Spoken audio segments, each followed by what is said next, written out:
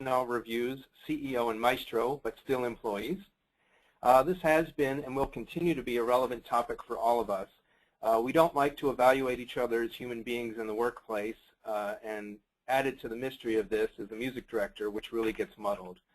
So here to work it out are our two presenters, David Stiers and Cindy Hubbard. David brings more than 21 years of consulting training experience to his role as Director, Consulting Services, Senior Board Governance Consultant for the Center for Volunteer and Nonprofit Leadership. Additionally, since 2007, he has served as Senior Governance Consultant for BoardSource, working with such arts organizations as the Brevard Music Center, Fairfax Symphony, Grand Junction Symphony, Houston Grand Opera, Maryland Symphony, Phoenix Symphony, and Stockton Symphony.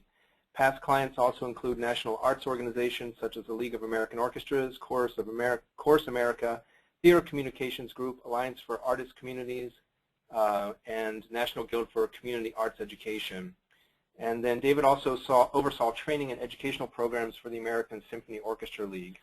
In addition, Cindy has worked in the orchestra and performing arts sector for more than 25 years as a consultant in senior management staff positions. She's led and managed all aspects of music director and executive management transitions for a variety of budget-sized orchestras, most recently completing an interim general management support position with the Phoenix Symphony, where they're announcing a new music director. On February 1, 2014, Cindy joined the Center for Volunteer and Nonprofit Leadership as Director of Executive Search and Transition Services, where her responsibilities include identifying, recruiting, and training the best nonprofit leaders and facilitating successful organizational transitions through interim executive placement. So that's a lot of information and a lot of experience here on the call. So with that, I would like to, also before I turn it over to Cindy and David, housekeeping. We are going to have the lines muted so there's no noise. You can type your questions in there and we'll be able to see them and answer them as we go or save them for the end. And then, as I understand it, this presentation is going to be fairly succinct so that we can have a longer Q&A session. So with that, I would like to turn it over to David and Cindy. Great. Thank you so much, Paul. Again, this is David Stiers. And I'm Cindy Hubbard. Welcome, everybody. And it's a thrill to be with you today. And I've been at the Center for Volunteer and Nonprofit Leadership for about a year and a half, and am very excited now to have Cindy here in her second week. And we've known each other for almost 20 years in our lives as orchestra professionals and now coming back together as colleagues. Today we want to talk about this incredibly important issue of personnel reviews, and wanted to just start with a little bit of background, which for many of you will be review, but just focusing quickly on what the role of the board is for orchestras and how this particularly relates to the personnel review of the executive director and the music director. And so again, there's sort of 3 big roles and 10 responsibilities. The first big role, of course, is strategy, the board determining the mission and purpose of the orchestra, and ensuring effective planning, strategic planning, artistic planning for the organization. The second big role, of course, is the resource development, that favorite role of fundraising that all board members love. Ensuring those adequate financial resources. This is where the board is responsible for the selection and hiring of the music director and the executive director. And again, a typical orchestra reporting structure is both the music director and the executive director report to the board of directors, although there are certainly, depending on the type of orchestra, maybe some variations to that. Certainly the board is responsible for enhancing the organization's public standing and certainly building a competent board. So the money, the human, and the PR resources for the orchestra. And then finally that fiduciary oversight around monitoring and strengthening programs, around the financial oversight, legal and ethical integrity, and finally, what we're going to be talking about on today's webinar, supporting and evaluating the music director and the executive director. And where we felt like an orchestra needed to actually begin in this evaluation process is first thinking about what is the artistic vision and strategy for the organization, so that you know that you have the right leaders in place, and also that you have an ability to hold them accountable for the artistic vision and strategy that the orchestra board has approved. And so these include, the quality and artistic aspirations, what type of repertoire and guest artists, types of concerts, the audiences you're looking to serve, what are the relationships between all the different players, how are you collaborating in the community, what type of educational programs, is it important for the orchestra to do touring, recording, or broadcasting, and again, that important public relations and marketing aspect of any arts organization.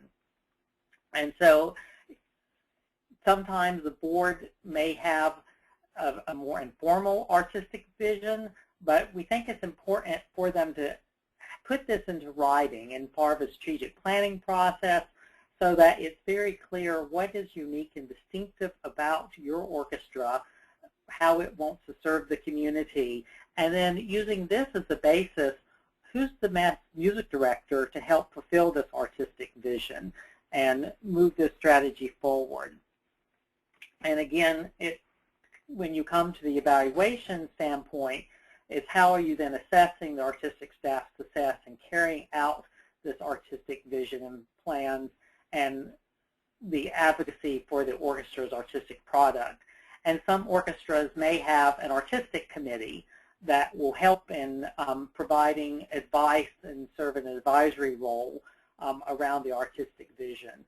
But it is ultimately the board's responsibility to make that determination for the organization moving forward. So one of the things that I think in some instances, I know Chris was a little skeptical sometimes about the role of a board-level artistic advisory committee. And actually, Paul, I'd be interested in hearing your experience of this too, is that, for instance, the work that I just did with Phoenix, it's in the collective bargaining agreement that they call it the Marketing and Artistic Advisory Development Committee. They call it the MAD committee, which is exactly what it is. But, it's a requirement in the collective bargaining agreement that that committee has direct communication and regular communication with the music director. And honestly, that committee also includes a couple of board members. So they are really very involved in communicating their impressions, making recommendations, some of which are good, some of which are a little out there, but they do feel like they are heard as part of that. And the musician input is very important, actually. So, Paul, I don't know what your experience has been around that. I'd be interested in hearing that from you. That does sound like a MAD committee. It's bad enough having a marketing committee, much less an artistic committee, to put them together. No, but seriously, I think that it's, at the end of the day, what's important is that people have a platform to be heard. So whether it's artistic or marketing or any other committee, I think it's important from the artistic committee side to understand, as you mentioned, that they are a sounding board, they are advisory, but that it's very clear at the end of the day that the music director makes the final decision, so that there's input and there's collaboration, but there isn't an expectation that those suggestions will be delivered. And same thing with marketing, but for this issue, artistic, I think it's important that there's a sounding board, but it also has to be very important and clear what the responsibilities and where lies the final responsibility. Exactly. So when we're thinking about, again, those 10 roles and responsibilities of an orchestra board, 2 of them relate to the executive director and the music director. And so, again, that first one was before you can evaluate anyone, you first have to hire them. And so thinking about your own hiring and recruiting process for an executive director or music director, who is involved in the process? And again, particularly for a music director, there may be some stipulations in the collective bargaining agreement around the musician involvement. Making sure that you define a job description and a candidate profile. And again, thinking about that reporting structure so that you're very clear about the type of individual you're looking for to provide leadership for the organization, that you recruit from the right pool of candidates for people that would be appropriate for your organization, and particularly for a music director, what type of audition process in terms of podium time, interviews, etc. Certainly, again, making the offer and negotiating the contract is very important at the end of the hiring process, and then the onboarding of bringing the new person to the organization and how you deal with the public relations. So to me, this is a really important slide, and because there's a lot in here, and there's a lot that goes into each one of these areas in terms of, again, just making sure you have the right people involved in the process and are using the recruiting process, particularly on the music director side, as an opportunity to maybe cultivate some people to your organization. Just there's a great opportunity there around that as well. And again, getting that candidate profile in, to me, going back to your artistic vision and your strategy, your strategic plan of, you know, what is it that the organization really is about and wants to accomplish. That whole recruiting the right pool of candidates, you know, if you're recruiting somebody who wants to be recording and your organization, that's not a priority for your organization, then there is a disconnect there, and really making sure that you're, you know, whether you want to shift that, you know, to attract a different kind of thing. But again, it goes back to, you know, really what is your organization, what's right for your community, and that kind of thing. So I think that's really important. The audition process of making sure that that really, it is a process, you know, around making sure that people are in the loop and, again, feel heard, and that, you know, you do have the opportunity to really see these people in more than one setting, not just on the podium or talking to one set of people. And then again, you know, again, Paul, again, I would be really interested, since you just did a contract as well, of, you know, that those elements that are in the contract to me, because here we get into the distinction between, in some instances, the music director for most times is actually a contractor, not a staff employee. And so, you know, particularly those music directors who have more than one orchestra or who have very active guest conducting situations, they're contractors, they're not employees. And so the review process is a little bit different. I mean, maybe it's just the elements that are incorporated into them, or might be a little bit different in how you go about it. So the elements of what are actually included in the contract, again, I know, for instance, in the one that was just done that I was part of, it specifically says that the music director will be evaluated on the elements that are incorporated into the contract, and that includes donor response, you know, audience response, as well as, you know, all of those internal family factors. So I think, you know, so, you know, again, Paul, I'd be interested in kind of hearing a little bit from your perspective, too, about what you might have incorporated into your contract around stepping into the, how will that person be reviewed? Paul, are you there? Are you? Can you hear me? Yeah, there you go. I think what you just mentioned is right on. I think it goes back to, you know, because every orchestra is going to have their own expectation. I think that whether it's an independent contractor's contract, as you just mentioned, Cindy, or your own employees' contracts or agreements, I think making sure that you put in what the responsibilities are and then evaluate to those responsibilities. And again, just making it clear. So I wouldn't want to say that there's any ideal. Every orchestra has different needs, but I do think, as you mentioned, having non-podium issues covered and evaluated is also as important, because there are brilliant music directors who really don't connect with the community, and I've seen orchestras suffer because of that. Mm-hmm. So again, without giving sort of the ideal, just making sure that whatever you want is in writing and is evaluated and everyone's clear about consequences. Mm-hmm. Great. So there should be two evaluation processes. Certainly the evaluation process before you hire a new executive director or new music director, but then there should be an evaluation process once that person is on the job.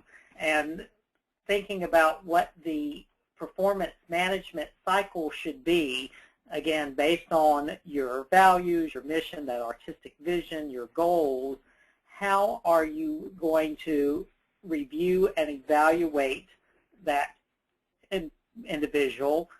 What type of plan will come out of that evaluation in terms of future growth and development for that individual and for the organization? And how, as a board, are you going to support that individual to ultimately do the review and evaluation again? And it's so important that you have some sort of annual evaluation. Generally, for nonprofits, only about 75% of executive directors receive some sort of annual evaluation, and of those, only about 75% get it in writing. So sort of a best practice is to have some sort of annual review and to have it in writing. And certainly, as any employees of an organization, you'll expect your executive director to have them evaluated. Certainly, the board, as the boss to the executive director, should evaluate that individual as the one employee that is a direct report to the board. But then you also have the music director. And again, for music directors, the contract is a big key in their evaluation process. And as Cindy said, that some may have independent contractors versus the executive director being more of an employee status, and thinking about the board's process in providing that formal feedback, and thinking about what are going to be some of those success factors. And we'll look at those for a minute. Again, if anyone has any questions at any time, please feel free to ask them, type them into your box, or if you want to raise your hand electronically, we'll unmute you. But Cindy brought up a good point that in some music directors' contracts, there's this potential evergreen clause. And so I want to ask her to sort of just talk about how that plays into potential performance review. So again, I think, a lot of times it's a timing question. So, sometimes music director contracts can be lengthy, so somewhere up to 4 years, and yet the evergreen clause in there a lot of times they'll ask for a extension of that contract 2 years into it, and then if that conversation doesn't happen, it becomes evergreen and the contract just rolls into an extended year.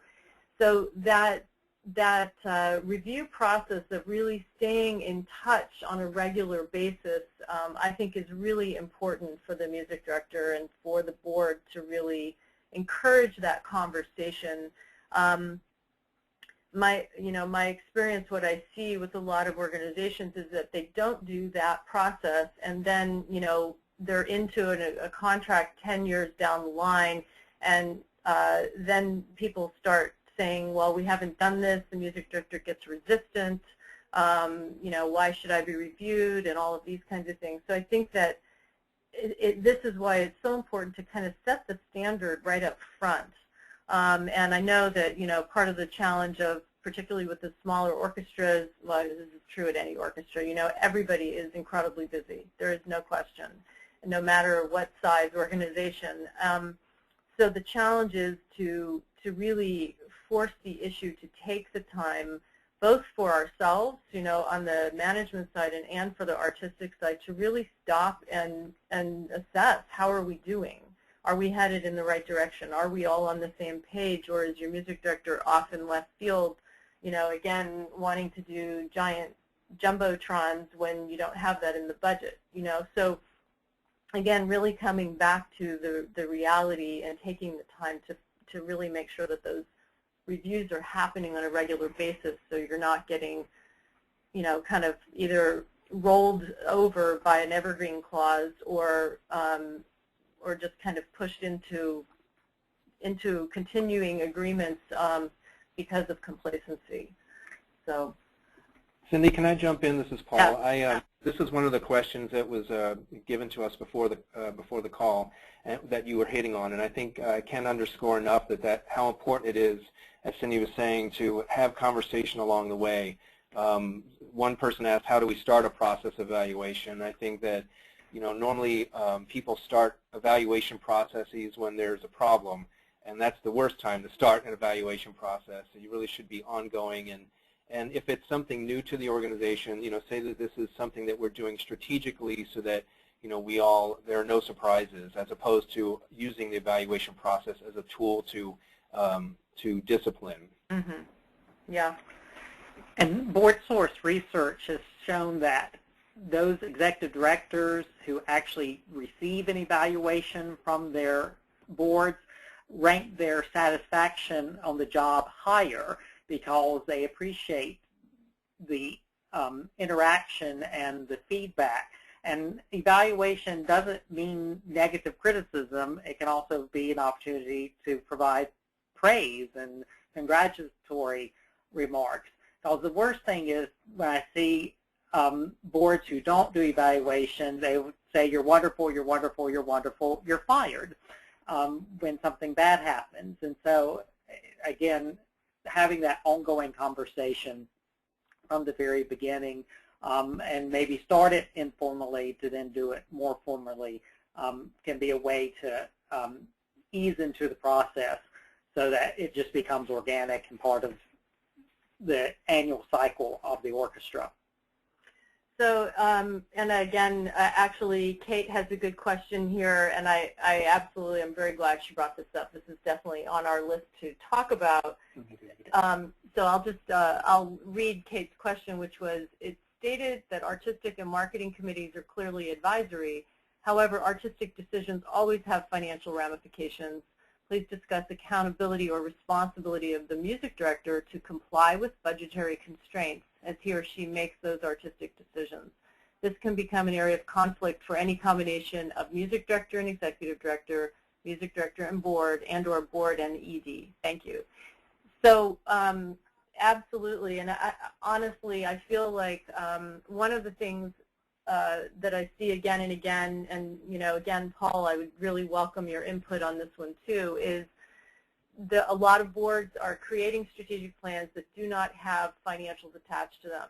There is no financial plan attached to the strategic plan, and that to me is the first piece that is really critical, because if that is in place, then the rest in terms of that artistic planning, the marketing, all of those pieces fold back into what is the financial plan and strategic financial plan, so that we're not creating one-off artistic events that don't have anything to do with where we really want to go.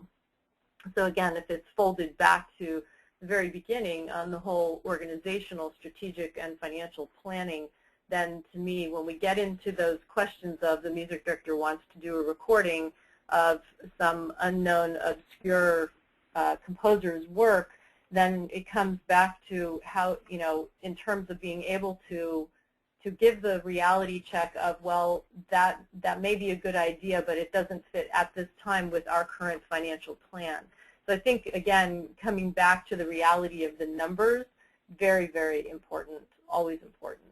So absolutely agree with that. And again, comes back to the board's responsibility of fiduciary responsibility. So, Paul, I don't know if you have anything you'd like to add to that. No, I agree with that. I think that you can do special projects. So if recording's not in your plan, but it's advantageous, it has to be steeped in a financial model to say, okay, here's how we're going to get the extra money for this particular project. And I think, going back to who's responsible for what, at the end of the day, the music director is ultimately responsible for the artistic product, and the executive director is ultimately responsible for the financial product. And there should be partners. And again, going back to communication and no surprises, this plan that Cindy's talking about should be shared with everyone, so that it's not a dictatorship in any realm. This is the reality.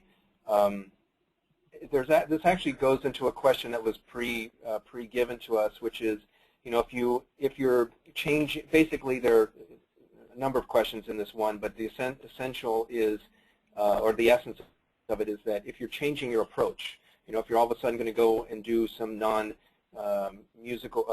multimedia experiences, or sort of change up what you've been doing, and how do you get the music director to go along with that, or the ED to go along with that.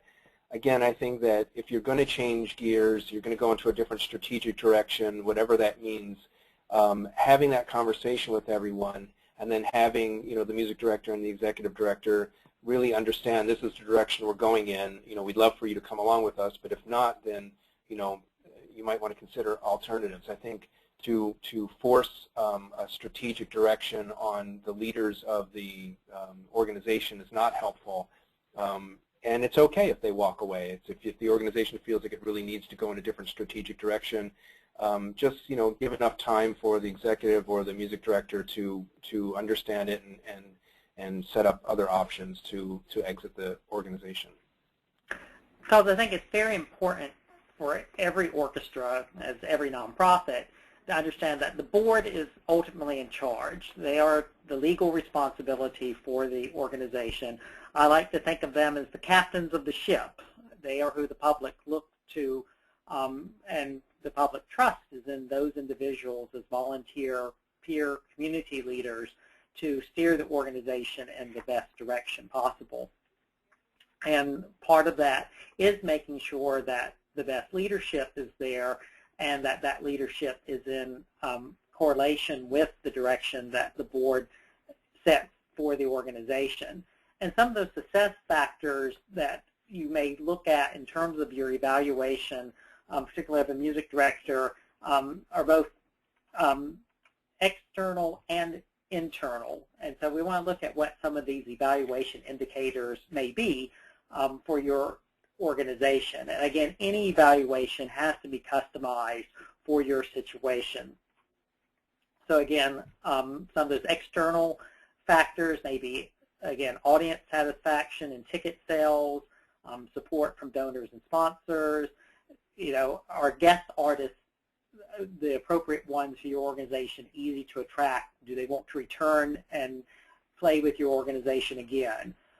What are some of the economic factors affecting your geographic region that should be taken into consideration? What are some community partnerships and collaborations that you could evaluate? What type of media attention are you getting? Is your music critic the only one evaluating your music director? That should be coming from the board and their perceptions. And then also, finally, what are other arts organizations doing with similar missions in your area? How are they progressing in their performance? And then some of those internal players, and particularly a 360 evaluation, getting feedback from all people involved, not only all the board members, and again, every board member should be involved in the evaluation process of the executive director and music director, or at least given the opportunity to provide input and feedback. But again, if you have an artistic committee or musicians, certainly the executive director and music director can provide input to each other's evaluation, other staff members, volunteers within the organization, so that again, a board can get as full a picture of the individual. And the big thing is not to let the evaluation process seem like some big scary thing, but that this is something that is normal for any employees, any individuals involved with the organization, and thinking about what is your process in terms of maybe asking for a self-evaluation, the board to do its evaluation, look at sort of, is everyone on the same page, or does the music director, executive director think everything is going wonderfully and the board doesn't think as well? What are some of those differences and how do you rectify them? And then using that evaluation process to really set some goals around performance measures for the next year, so that again, 12 months later, the individuals know what they'll be evaluated on. Are there any personal development issues that maybe for a younger music director attending some conductor training, or an executive director going to an executive leadership program? And then again, what does the board commit to in terms of supporting that individual? And again, some of these may have other budget ramifications. And again, the board, as captains of the ship, they are ultimately responsible in that fiduciary oversight of approving the budget. And so again, making sure that whatever happens and whatever planning does fit within the comfort level of the board in terms of approving a budget from having enough income to do the expenses that are being proposed.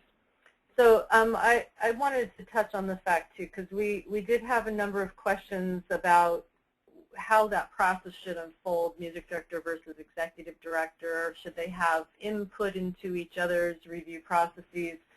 You know, how do you get these up and running if that has not actually been happening, both for either for your executive director or your music director?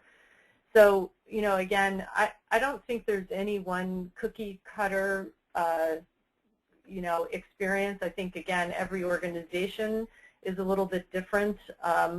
Clearly, in the instance of our music directors, they are a little bit different animals, as we know, kind of unique. And at the same time, that comes back to what's really the goal here, which is the stewardship of the organization for the long term. And I think if we're coming at it from that perspective and making sure that, you know, everybody wants the organization to be there, you know, many years beyond them and to leave a good legacy, at least we hope they do. And so I think coming at those things from that approach from my perspective is really the way to go about doing it if it hasn't been done. I do think that, you know, those position description, which is in fact kind of the pre-agreed upon criteria, because those are, for instance, for the music director, that's what they're signing. For the executive director, that's what they sign on to when they even apply for the job. So I think, you know, they may evolve, which is why we need to revisit them. But I think that, you know, there are some basics that are in place. And regarding the question about, you know, how closely the music director and executive director review processes should be linked, you know, again, I think depending on the approach of the different organizations, I mean, from my perspective, my experience, those positions, you know, they're required to work closely together. And the music director has to work with the librarian, and the executive director needs to be talking to people in New York. And so from my perspective, having those kind of 360, you know, and they can be anonymous in some instances, review processes can be really valuable. And I think it also just keeps people on their toes to remember that, you know, the industry we're in is complicated. There are a lot of layers, and the domino effect is in full view. So if, you know, the music director hasn't done their job in planning or is putting us at risk financially by having too great an ambition, you know, the dominoes will fall. And so from my perspective, you know, having that input on many fronts is really important. So Paula, again, I'd be really interested in hearing your experience of how you might have implemented some of that in Pasadena or with other orchestras you've worked with too. Yeah, I would just add that you're right on with all of that. I would just add that you mentioned at the end here about confidential. I think that it is important to make sure that the feedback is an aggregate feedback, so that it's, you know, you can identify specific comments to certain people, which allows the process to be more free flowing for information, and doesn't set up any kind of adversarial issues later. And as you said, it's all for the stewardship of the organization. But as far as as far as the ED versus music director, obviously as Cindy was saying, you have different constituents. So I'd put a heavier burden on the musicians and what their feedback is for a music director than say for an executive director. Put more burden say on the board and staff for an executive director's evaluation. So it's slightly different that way. And there was one other thing that I was going to mention, but it slips my mind right now. But yeah. Great. And again, the evaluation should not engender fear in anyone. I worked with the board to do an executive director evaluation. They had not done one before, and they wanted to do a 360. And the executive director's reaction to having a 360 evaluation done told the board more about the executive director than actually the data from the 360. And so, again, this should not be seen as a scary process. It should not be something that boards should fear doing. It should not be something that the executive director or music director fear having done. And the other thing that we'll sort of end with in terms of the presentation is around succession planning. Another thing that should not be feared or concerned about, because no executive director, no music director will be at their organization forever. And lots of board chairs keep their fingers crossed and say, not on my watch, not on my watch.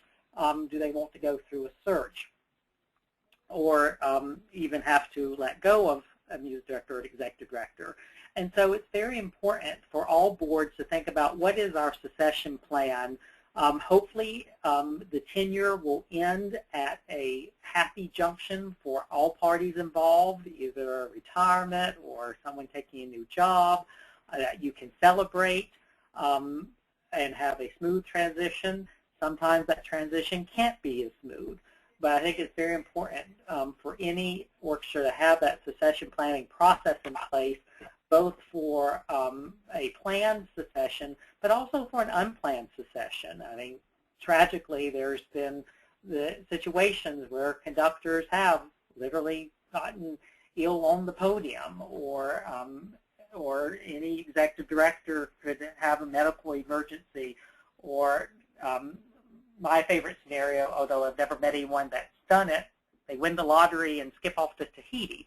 So what does the board do the next day if the executive director and or the music director is not in place to continue doing their job? So just having that conversation as a board to put those plans in place so that when that day may come, you're not scrambling, but you can deal with it a lot easier. Our final word is courage and leadership. We want to make sure that boards, again, get over their fears of the Maestro syndrome or the executive director knows everything that's going on, because, again, ultimately the board is the boss. And as any board member in their professional life, as employees, they will be evaluated, or as supervisors, they evaluate their staff. That same situation needs to happen in the orchestra world as well. And even orchestra boards, they may not understand the artistic aspects of a performance, but they can tell whether an audience is bored or not, or how well a music director interacts with donors, or whether it's time for refreshing or changing or a redefining of the roles of the music director. And so I think that boards can be a lot smarter than they act like, and need to be willing to step up to the challenge of governing any type of nonprofit, particularly an orchestra board, because the worst thing is the boards that just want to keep rose-colored glasses on or be the ostrich with their heads in the sand. And sadly, when we see organizations struggling, often it goes back to, where's the board? And the evaluation process is a very tactical, active role the board can play to really ensure the health of the organization. so there's a question here from India, which says, what would be a type of succession plan for a music director? And again, Paul, I think you've had some good examples of this, and I would love to hear you talk about this. I can tell you that in some places that I have been, you know, again, if the organization is clear that this is coming, and again, sometimes it can be a little bit painful for a music director to let go and appreciate that it's time for change in the organization. Again, ideally, as David said, there would be an opportunity for that person's legacy to be celebrated by the organization, and for the person to be celebrated too in terms of what they've brought. Sometimes that's not the case, and with depending on the size of the organization, I think the plan can really vary. And again, depending on the willingness of the individual to let go and to turn the reins over to a new colleague. So sometimes that process can take a couple of years. Sometimes it needs to be more quickly, to happen a little more quickly. There are lots of different ways to do that in terms of, you know, ways to celebrate them in an emeritus or a laureate position where they come back and actually continue to have input or not. But again, to have a title beyond even the conducting and the live on-site experience. And sometimes it can phase out. Sometimes, you know, people will come back, you know, again and again to conduct. So the process itself, there is no one simple answer on that, but there are a lot of resources. So and AXO being a great one for that. So Paul, I don't know if you'd like to talk to that a little bit as well. Sure, and I have had music directors die on us. So speaking from experience, I think one of the easiest ways, no matter what size orchestra you are, one of the easiest and ongoing non-threatening ways to work on succession planning is to have guest conductors come in. So I think it's very dangerous, again, no matter what size orchestra you are, to have the music director conduct everything or all the classical, you know, concerts. I think it's very important at least to have one guest conductor per season, and again, that's going to depend on the offerings that you have, because then that way you can at least see what the orchestra feels, and also while that guest conductor's in town, I strongly suggest that orchestras utilize those guest conductors as they would utilize their music directors by getting them out into the community, having them meet with certain donors, having them meet with certain board members and staff members, so you can kind of get a feel for and collect a handful of people that you think could step in as music director should you need them, either, as Cindy said, over a long period, you know, maybe a 2-year transition, or immediately. So the more you can research and have people sort of in mind, I do this even with the administrative staff. I'm always looking for replacements even though I don't have openings, so that when you do have that opening, you don't lose a lot of time in searching for someone. I'd also suggest if you do a search process, I know we haven't touched on this, but if you do a search process, what's been more successful lately, and I think is the new trend, and Cindy certainly would get your feedback on this, is not to have the beauty pageant type of music director search where you have, you know, you have losers, you have one winner and then the rest are losers.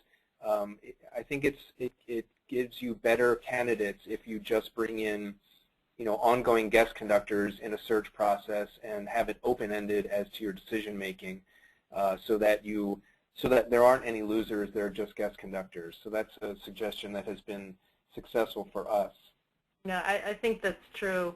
You know, I did also want to mention, you know, one of the things, as far as I'm concerned, on the responsibility of the board, of the executive director, you know, just your staff team, as well as your board, is to get out, not only to see what's going on in your community, but to pay attention to what's going on a little more industry-wide, whether it means going, and it's a great opportunity to plug the AXO conference, but AXO conferences, to the league conference, to go to other orchestra performances and to say hello to conductors backstage and to just kind of be paying attention to what's going on out in the field as well. I think that that's also really important. So, and I agree, the beauty pageant creates a huge challenge, I think. So the other, I have to credit Peter Pastereich, because he said something a long time ago that really stuck with me, which is around the succession planning, which was, when do you start looking for your next music director, which is the first time your new music director steps on the podium.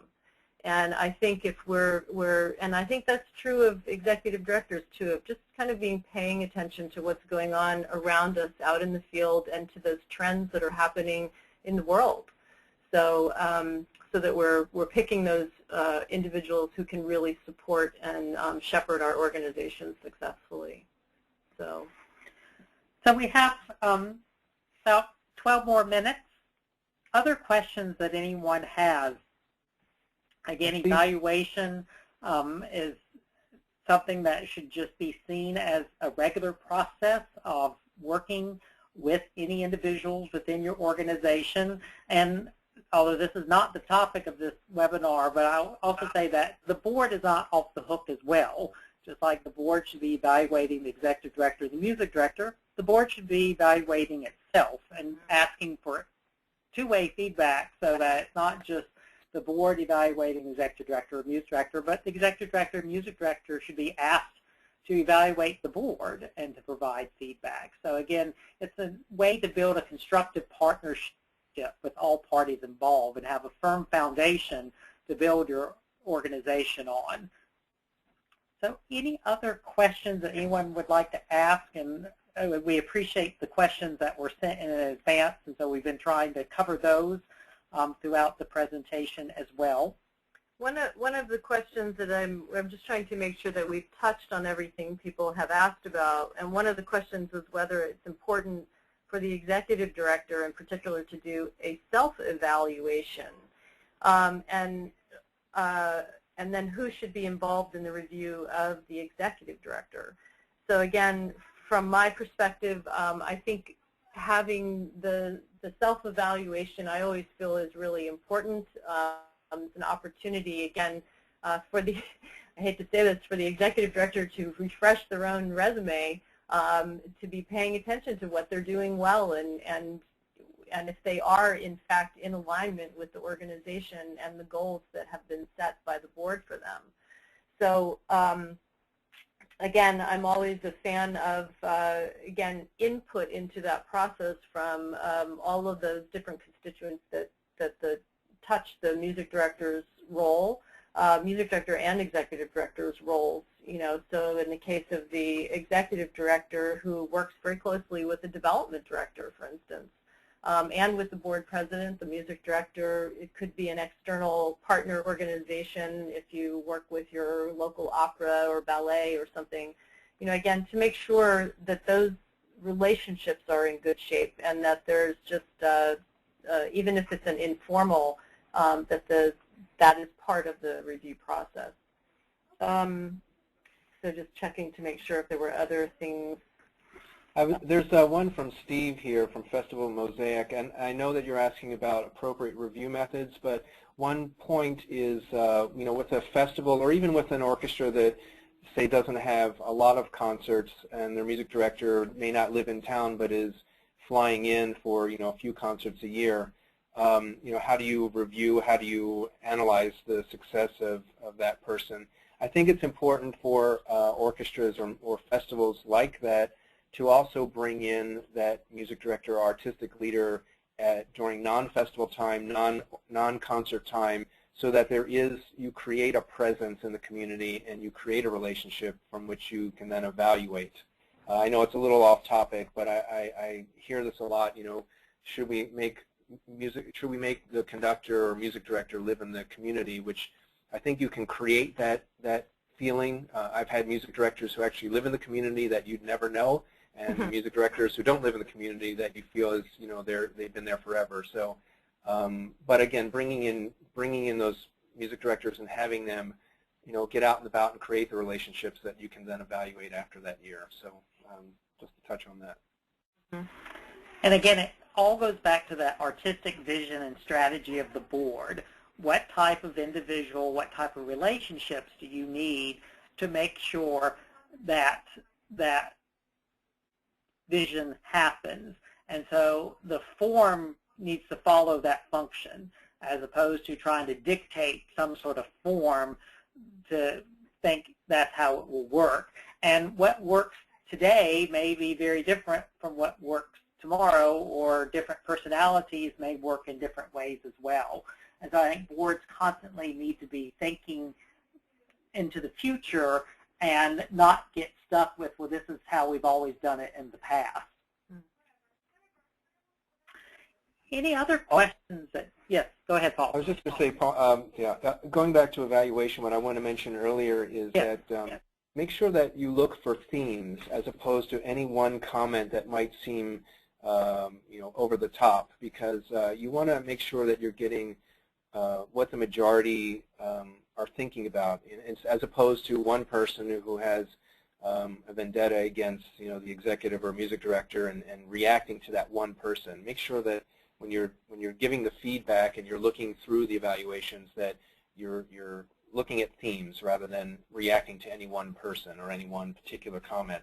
The flip side of that, however, is I've seen organizations who do go through a very proper evaluation process, and they find out that, oh my gosh, I've got to do something about this serious situation with the music director or the executive director, and they wind up not reacting to the evaluation they've gotten, and so they don't take actions to either rehabilitate or let go their leaders. And don't underestimate the damage that can do long-term or even short-term to your organization when you have an ineffective leader or a person that's not in line with your strategy or mission. That can be as damaging as firing them on the spot, so to speak. I mean, those are obviously extremes.